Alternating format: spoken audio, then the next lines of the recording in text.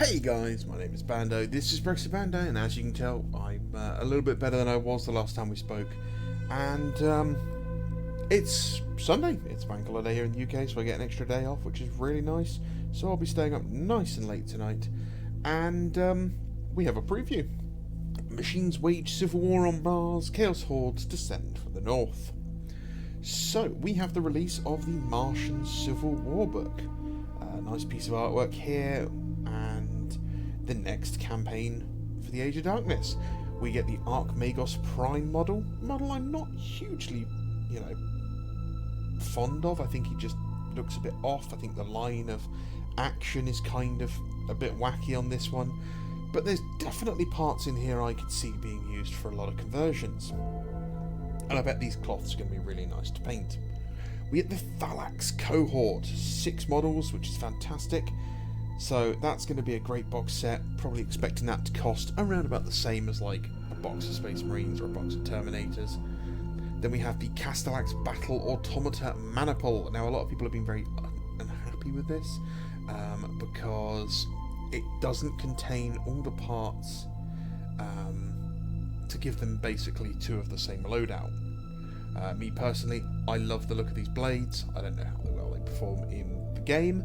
That's not a huge sort of thing for me, because again, I like the narrative side of things, so I like the look of things more than I like how they perform, and I would very much like that. So if I can't give every model that out, that setup, that's going to be a problem.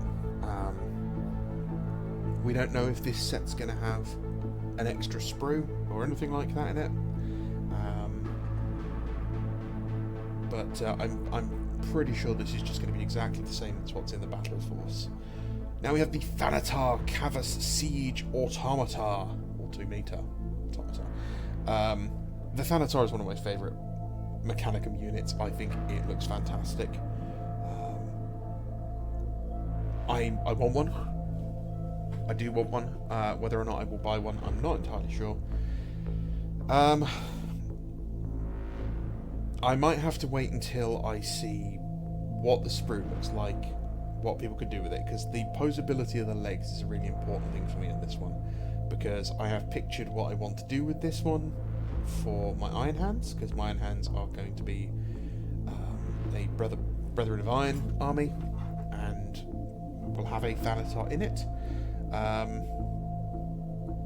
And if I can't pose it how I want to relatively easy, I'm going to have to rethink my plans. But it looks great. I'm reckoning this is going to be at the same price as a Leviathan. I say reckoning, I know the prices. The Archmagos Prime is $38. The Thanatar is $105. The Castellax are $80. The Tech Thralls are $80. The Tiaros or Triaros is $92. And the Phalanx Cohort is $80.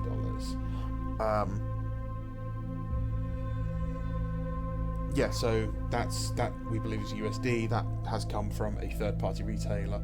Still waiting on confirmation if that's US or Canadian. So yeah, we've also got the most ridiculous Tech Thrall Covenant. 12 parts per model for a 3-point model, which is just wild. Games Workshop, I get that they want to create the best models, but you're a gaming company as well. These guys should have been like 4 parts tops. Anything that's like legs, torso and head should have been 1 part, and then the arm should have been separate, and that's about it. Triaros, I'm really surprised that this whole scoop front is 1 piece. This cabled bit, that was actually quite a real surprise to me when I saw the sprues. That's a very, very impressive piece of plastic moulding, and shows just how far GW has come. Dice for the Mechanicum, they're okay. Yeah, they're dice.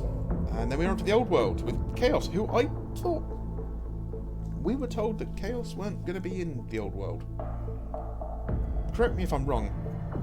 I probably am, I regularly am. But I thought we were told that Chaos weren't going to be in this one, and that like Vampires weren't going to be in this one, and Skaven weren't going to be in this one, so why are they here?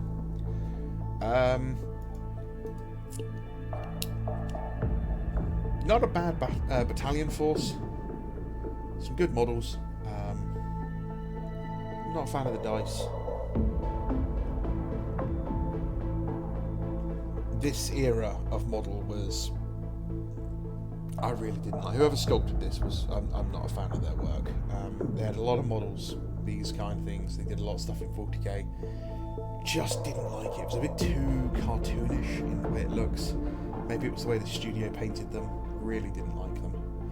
Then we've got some classic Chaos Warrior characters up for order. This is actually one of my favourite models. I love this armour. Looks fantastic. Still went head, but this looks fantastic and would work really well for like a militia character in the Heresy.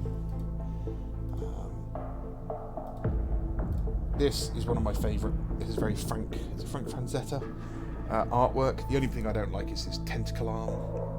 But that's not hard to replace. I just like it. It's a really imposing model that looks really cool. Not a huge fan. He's a bit too big for, you know, his horse. Lovely model. Absolute classic. Brilliant pose. Just an absolute peak of like Warhammer. Not bad. Not bad. Not bad. Oh wow, it's the first time they've had them up painted before. The skin walls were a Forge World kit, and I think this is the first time they've actually been painted on an official GW painting or like picture. That's wild. Lovely models, much better werewolves than the Lord of the Rings ones. Much better.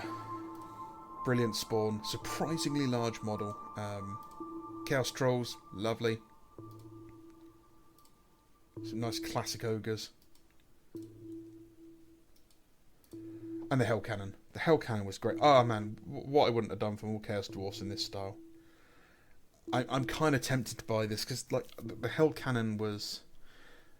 It was a model I always wanted when it came out during the Storm of Chaos campaign, I think it was. But it was very expensive and it was all metal and it would be just a pig model to make. Then we got some Dwarfs. Dwarfs are always cool. Yeah.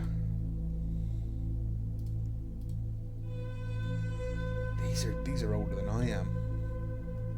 I remember these being in White Dwarf when I was like 4 or 5 years old, or maybe 5 or 6 years old. Great model. And then the Black Library, more stuff. Does anyone know if we can get these Heresy collections in English? Because if we can, I might start picking them up. Because it's a little hard to find some of the earlier books now. And Warhammer Gumph. Right. There we go. So yeah, lots of upcoming stuff for the next week. Anything you're particularly looking forward to, guys? For me, it's got to be the Thanatar. It's the only one I really, really want until they sort of like... When they drop Vorax, I'll be happy with those because I really want some Vorax. And that's about it for me, yeah. Alright guys, let me know what you think in the comments. You know, it's always good to have a conversation. If you haven't heard, I managed to destroy 30,000 suns last night by knocking them over, and spent my entire evening re-gluing models to bases, fixing damage, sticking arms back on, and repairing characters. It's all now been done, everything's fixed. And I should be doing a 1,000 Suns army, like, showcase, probably the best way to use. And, yeah. I hope you guys enjoy that video. I think it's going to be one of those videos that's like an hour long, and it's going to get like 200 views. Because for some reason that's the sort of thing. Maybe I'll put like a really clickbaity title on Games Workshop cancels 1,000 Suns. Alright guys, thank you very much for watching. If you want to support the channel, like, comment, subscribe, do what you want to do. Tell me I'm wrong, tell me I'm right, say hi Bando. Alright guys, have a great day. Bye bye.